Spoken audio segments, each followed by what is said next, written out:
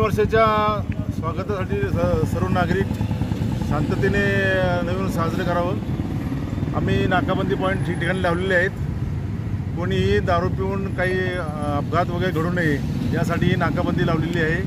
कोणीही नववर्ष स्वागत करताना हुल्लडबाजी करणार नाही, विनाकारण गाड्यावर फिरणार नाही आणि सर्व नागरिकांनी नवीन वर्षाचं स्वागत उत्साहात आणि शांततेने करावं यासाठी आम्ही सर्व ठिकाणी नाकाबंदी लावलेली आहे, ठिकठिकाणी पॉईंट लावलेले आहेत आणि पोलीस बंदोबस्त लावलेला आहे। सर अंदाजे एक पॉईंटला 5-6 हे ड्रंक अँड ड्राईव्हमध्ये कारवाई केली आहे। तरी शहरामध्ये एकूण 20 ते 25 गाड्यावरती कारवाई करण्यात आत्ता म्हणजे 12 वाजेपर्यंत केलेली आहे।